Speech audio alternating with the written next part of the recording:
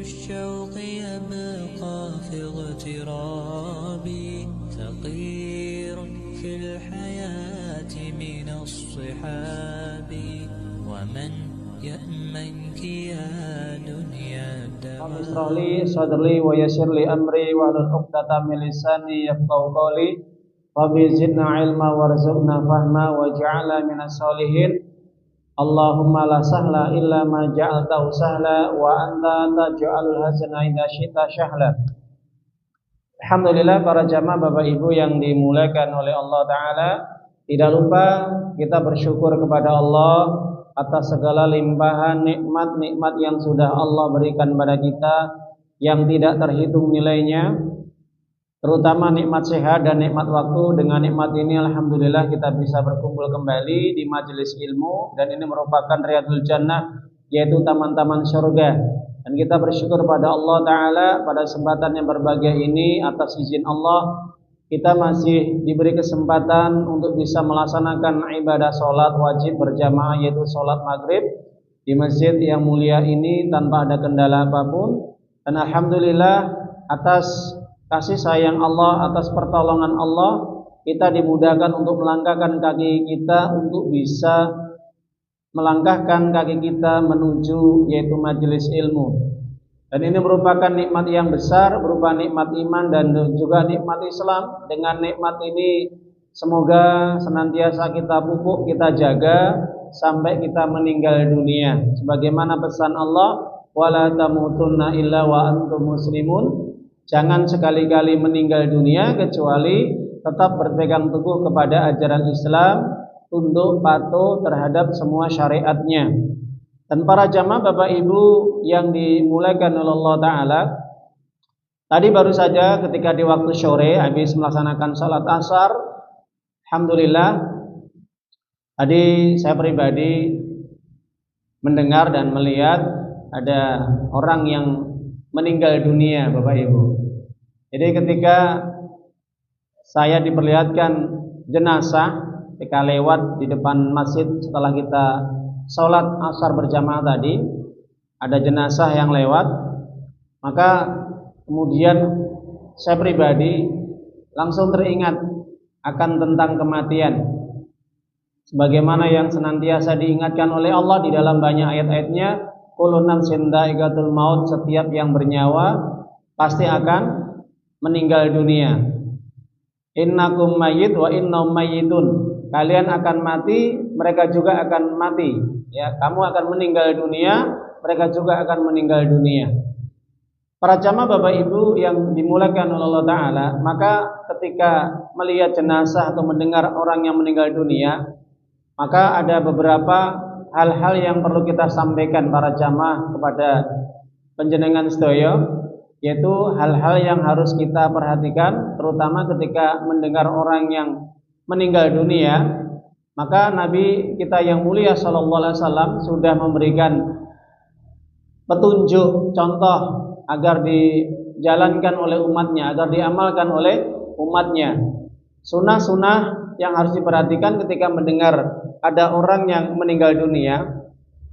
Yang pertama kali kita disunahkan, dianjurkan untuk mengucapkan yaitu kalimat istirja, yaitu inna lillahi wa inna ilaihi rajiun, sebagaimana yang telah disampaikan oleh Allah di dalam Al-Quran, yaitu surat Al-Baqarah ayat yang ke 155 sampai 157, yang dimana Allah katakan alladzina idza asabatu musibah qalu inna lillahi wa inna ilaihi rajiun. Apabila ada musibah yang menimpa mereka, maka hendaknya mereka mengatakan sesungguhnya kami adalah milik Allah, kami adalah ciptaan Allah, dan kami akan kembali kepada Allah. Orang-orang yang seperti itu, yang senantiasa mengucapkan istirja dan dia mengingat Allah, kembali kepada agama Allah, ulaika alaihim shalawatu mir rabbihim wa rahmah wa ulaika humul muhtadun. Mereka orang-orang yang senantiasa dipuji oleh Allah, mereka yang didoakan oleh para malaikat, mendapatkan ampunan, dan juga mereka mendapatkan hidayah, dan juga mereka mendapatkan pahala yang besar di sisi Allah Subhanahu wa Ta'ala. Itu yang pertama yang disunahkan ketika kita mendengar atau melihat orang yang meninggal dunia atau jenazah yang ketika kita temui, yang kita lihat, ya. Yang kedua, setelah mungkin kita mendengar orang yang meninggal dunia dengan mengucapkan istirja, maka kita disunahkan apabila kita punya waktu, kita disunahkan untuk ikut menyolatkan. Kalau memang ada waktu, kita ikut untuk menyolatkan kepada jenazah atau orang yang meninggal dunia selama dia muslim, selama dia orang-orang yang beribadah kepada Allah Ta'ala semasa hidupnya. Sebagaimana dijelaskan dalam hadis Imam Bukhari Muslim bahwa pahala orang yang menyolatkan sampai kemudian menghantarkan jenazahnya ke kuburan, maka ini mendapatkan pahala yang besar, Bapak Ibu. Seperti apa pahalanya? Dijelaskan di dalam hadis Imam Bukhari Muslim, man shalla janazatan, barang siapa yang menyolati jenazah, maka falahu qirat, maka dia akan mendapatkan yaitu 1 qirat. Kemudian Nabi melanjutkan, wa man dufiya, barang siapa yang dia menghantarkan jenazah, wa man syahidal janazah yusalli alaiha falau qirat, barang siapa yang mensolatkan jenazah dia dapat 1 qirat.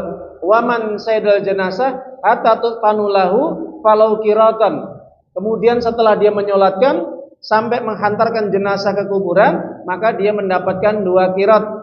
Qila ya Rasulullah sallallahu alaihi wasallam wa ma qiratan, ketika ditanya apa itu 2 qirat wahai Nabi, qala, Nabi menjelaskan bahwa 2 qirat itu adalah mithlul jabalaini adimaini, orang yang mendapatkan pahala seperti pahala 2 gunung Uhud yang paling besar sekali.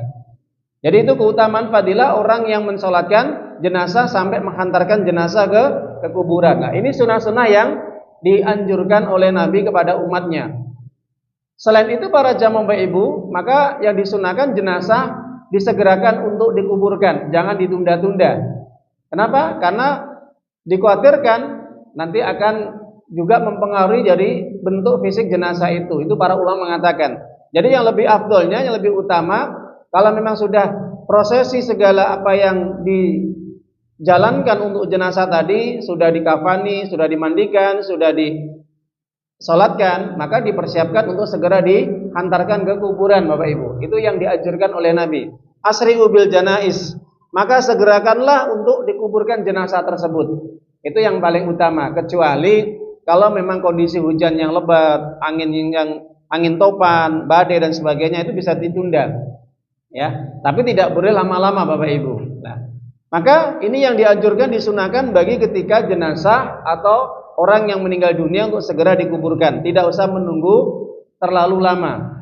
Kemudian sunnah-sunnah yang dianjurkan para jamaah Bapak Ibu, maka ketika jenazah itu sudah masuk ke kuburan, maka yang paling utama bagi para pelayat atau takziah yang menghantarkan jenazah tadi, maka hendaknya memperhatikan adab-adab ketika memasuki kuburan. Yang pertama, adab-adab yang harus diperhatikan adalah yaitu berdoa untuk bagi seluruh penghuni kubur dari kalangan orang-orang muslim atau orang-orang yang beriman.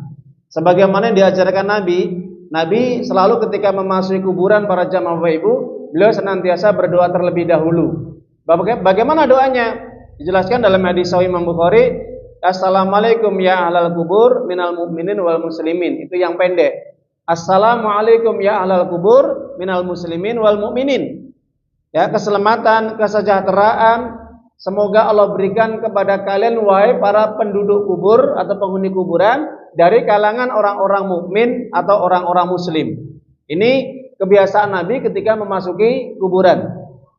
Atau dalam riwayat yang lain, Assalamualaikum ya ahla diyar minal mu'minin wal muslimin wa inna insyaallah bikum lahiqun nas'alulakumul afiyah.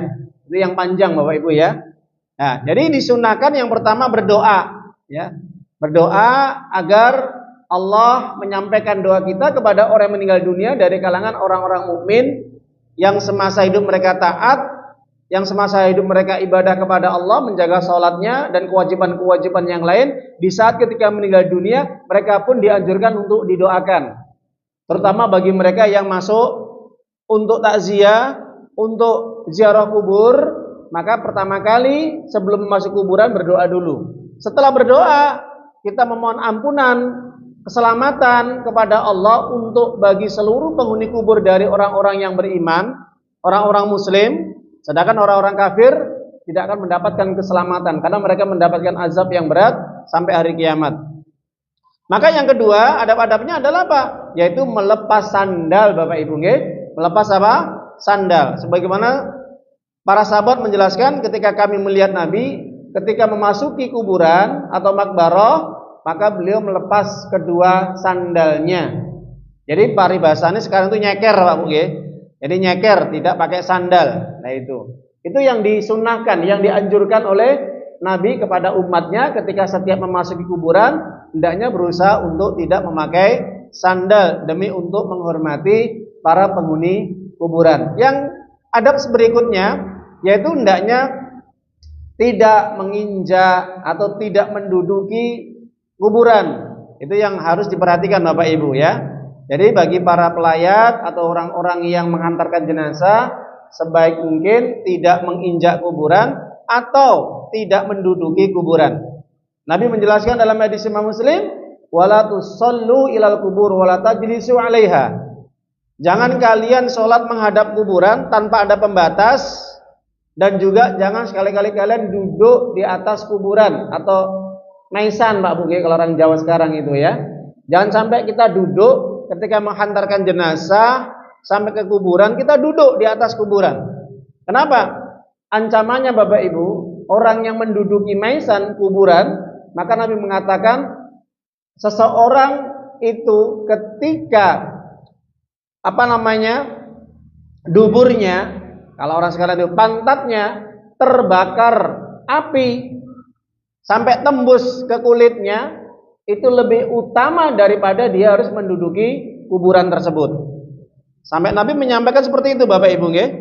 Nah, jadi ini ancaman bagi orang-orang yang tidak menghormati orang yang meninggal dunia dengan cara apa? Menduduki maisan.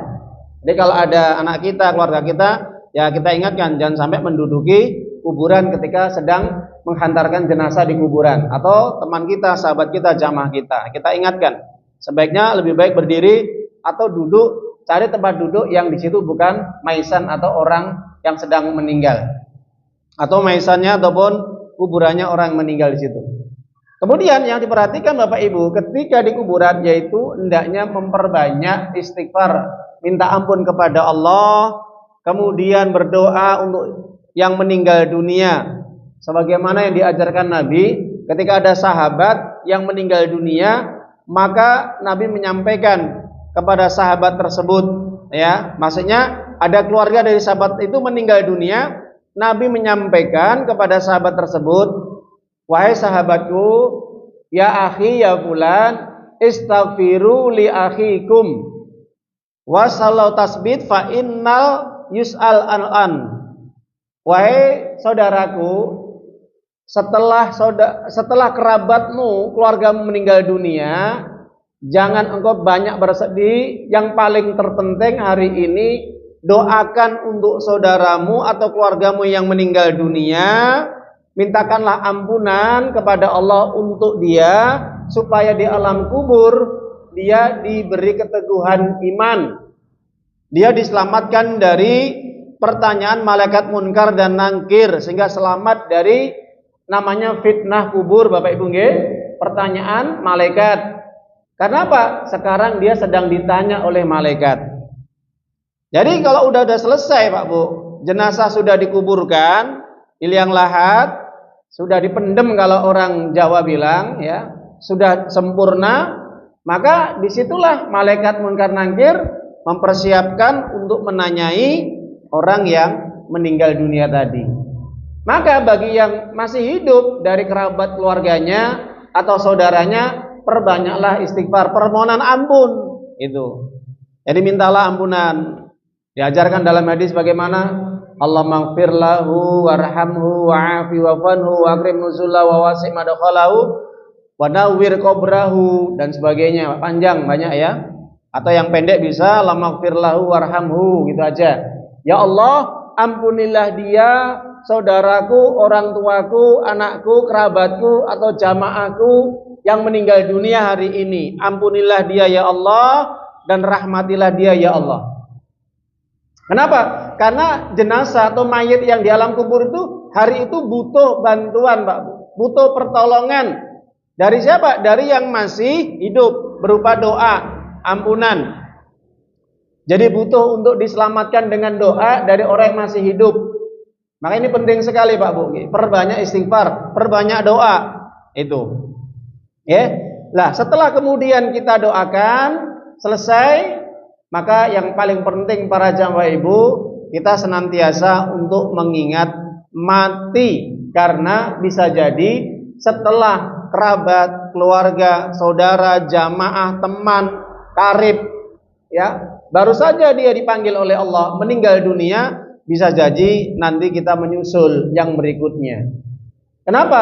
Karena Nabi Muhammad SAW selalu mewanti-wanti, mengingatkan kepada umatnya agar memperbanyak ingat mati, Pak Bu. Tujuannya orang mengingat mati itu apa sih? Banyak sekali. Nabi menjelaskan, aksiru dzikrah dimila'dat yaknil maut. Perbanyaklah memutus kelezatan, kenikmatan dunia, yaitu kematian. Orang yang mengingat kematian, maka paling tidak di dalam dirinya nanti itu ada beberapa hal yang Allah berikan. Satu, orang yang senantiasa ingat mati Bapak Ibu, itu nanti dia akan senantiasa bertobat dari segala dosa-dosa yang dia kerjakan. Itu kalau orang yang ingat mati Pak Bu. Kenapa? Karena kalau orang ingat mati, dia tidak akan mau berbuat maksiat, takut untuk berbuat dosa kepada Allah. Kalau itu ingat mati. Itu yang pertama. Yang kedua, orang yang senantiasa dzikrul maut, ingat mati, itu akan ditanamkan dalam jiwanya, dalam dirinya, itu orang yang mudah bersyukur atas nikmat Allah. Dia tidak akan pernah kufur. Dia tidak akan pernah jauh dari Allah. Setiap dapat nikmat, dia senantiasa digunakan nikmat itu untuk berbuat kebaikan, ketaatan, Pak. Bukan digunakan untuk maksiat. Itu kalau orang ingat mati. Jelas ya Pak Bung? Nah, selalu ditanamkan dalam dirinya sifat syukur kepada Allah. Sedikit banyak dia syukuri. Segala apapun nikmat yang Allah berikan digunakan untuk kebaikan, untuk ketaatan kepada Allah. Itu kalau orang ingat mati Pak Bu. Beda kalau orang nggak pernah ingat mati, dia selalu kufur kepada Allah, tidak mau berterima kasih kepada Allah. Bahkan nikmat-nikmat yang Allah titipkan, yang Allah berikan digunakan maksiat, digunakan perbuatan dosa, jauh dari Allah. Nah, ini kalau orang nggak pernah ingat mati. Itu yang ketiga. Yang keempat, orang yang senantiasa ingat mati para jamaah Bapak Ibu, itu akan ditanamkan dalam jiwanya, dirinya semangat untuk ibadah kepada Allah. Lihat tuh, orang-orang yang selalu ingat mati, itu akan dia semangat ibadahnya. Dia akan bersungguh-sungguh dalam beribadah kepada Allah. Dia menjaga sholatnya dengan tertib 5 waktu. Ketika puasa Ramadan dia puasa. Ketika dia punya harta berlebihan, dia akan keluarkan infak, sedekah atau zakat. Membantu orang-orang fakir miskin, anak yatim, orang-orang yang jompo, orang-orang yang berdakwah di jalan Allah, berjihad di jalan Allah. Dia tidak eman dengan hartanya Pak. Karena ini orang tandanya ingat mati Pak Bu. Kenapa? Hartanya ditasarrufkan kepada kebaikan, dialihkan, dikeluarkan untuk kebajikan, untuk ketaatan. Nah itu kalau orang yang ingat mati. Dan dia senantiasa untuk rajin belajar ilmu agama, nuntut ilmu. Bagaimana supaya dia nanti dapat ilmu, punya bekal, supaya ibadahnya benar, tidak salah. Maka dengan ilmu nanti menuntun dirinya untuk masuk surga. Seperti kita ini belajar. Itu tujuan jenengan belajar apa kalau nggak ingat mati gitu? Jadi ilmu yang kita dapatkan ini hari ini kita sampaikan, tujuan itu bekal kita menghadap Allah. Kenapa? Karena pastinya kita semua yang hadir di sini pasti kita akan mati. Innakum mayyit wa innahum mayyitun. Kalian akan mati, mereka juga akan mati semuanya. Kullu nafsin dha'iqatul maut, setiap yang berjiwa, yang bernyawa pasti akan mati, Pak Bu. Nah, ruginya orang-orang yang tidak pernah belajar ilmu agama nggak ngerti, Pak Bu. Ya seperti ini, adab-adab ketika dia menghantarkan jenazah, bagaimana proses ketika jenazah itu diperlakukan dengan baik, sesuai dengan sunnah-sunnahnya, dimandiin, dikafani, sampai kemudian disolatin, dihantarkan ke kuburan. Nah itu. Sampai kuburan pun sama Nabi diatur Pak Bu. Kita perbanyak ingat mati. Lah itu. Dan orang yang senantiasa dzikrul maut, mengingat mati itu, dia akan semakin dekat kepada Allah dan cinta terhadap kehidupan akhirat. Itu orang selalu ingat mati Pak Bu. Jangan perhatikan ya. di sekitar kita. Coba, siapa orang-orang yang paling dekat dengan Allah? Siapa orang-orang yang cinta terhadap kehidupan akhirat? Tentunya orang seperti itu tandanya ingat mati, Pak Bu. Berbeda orang-orang yang dia tidak cinta kepada Allah, orang yang tidak cinta terhadap kehidupan akhirat, tidak dekat dengan Allah, maka orang yang seperti itu dia tidak akan pernah ingat mati. Kenapa? Menganggap kematian masih lama. Gini betul Pak Bu? Wah, umur saya masih muda, mungkin kematian masih lama gitu. Apakah ada jaminan orang yang umurnya muda itu matinya masih lama? Bisa jadi yang masih muda mereka lebih terdahulu mati duluan daripada yang tua. Bisa jadi yang sehat lebih mendahului dia meninggal dunia daripada yang sakit. Mungkin betul Pak Bu? Banyak itu di luar sana Pak Bu, sakit bertahun-tahun belum mati-mati juga. Tapi yang sehat baru saja mereka olahraga, badminton, sepak bola, futsal, lari, pulang ke rumah tidur bablas Pak Bu. Bablas angin nih, itu meninggal dunia, masuk angin, serangan jantung dan yang lain gitu. Jadi nggak ada jaminan orang yang sehat itu matinya belakangan, sedangkan yang sakit matinya apa? Duluan. Tidak ada jaminan. Begitu juga tidak ada jaminan orang yang umurnya masih muda mati belakangan, yang sudah tua umurnya 60-70 matinya belakangan. Kita lihat banyak mereka-mereka yang masih muda mendahului kita Pak Bu. Cinta terhadap akhirat Pak Bu, dekat dengan Allah, semakin kita semangat ibadah. Itu kalau kita ingat mati Pak Bu. Makanya kalau kita dengar orang meninggal dunia jenazah, selalu kita ingat, wah bisa jadi nanti sebentar lagi mungkin ini jadwal saya, bagian saya nanti. Nah, maka kita semangat, jadi semangat Pak. Akhirnya kita semangat ibadah, rajin untuk ibadah ya, menjaga sholatnya dengan tertib dan yang lainnya lah. Ini kalau ingat mati. Beda kalau orang tidak ingat mati, dia akan bersantai-santai hidupnya Pak Bu. Lihat itu. Di luar sana mereka orang-orang yang senantiasa jauh dari Allah, tidak mengenal masjid, tidak mengenal majelis ilmu. Kenapa? Karena memang mereka tidak mempersiapkan bekal untuk menghadapi kematian. Tandanya orang seperti ini nggak ingat mati Pak Bu. Meskipun ada yang meninggal dunia Pak, meskipun ada jenazah yang mungkin lewat di depan kita, itu tidak berefek, tidak berpengaruh dalam hati dan jiwanya Pak Bu. Alah mati kan ya. Tonggoku, kerabatku, temanku, saudaraku, itu aja cukup. Itu. Jadi yang orang seperti ini hati-hati Pak Bu. Bisa jadi taballahu ala qulubihim, hatinya dikunci oleh Allah. Hatinya dikunci sama Allah Pak Bu. Ada orang meninggal dunia tapi dia tidak berpengaruh dalam jiwa hatinya untuk mempersiapkan diri mencari bekal, merapat kepada Allah dan mempersiapkan dengan amal ibadahnya atau amal kebaikannya. Ini orang yang sudah dikunci hatinya Pak Bu. Hati-hati Pak Bu.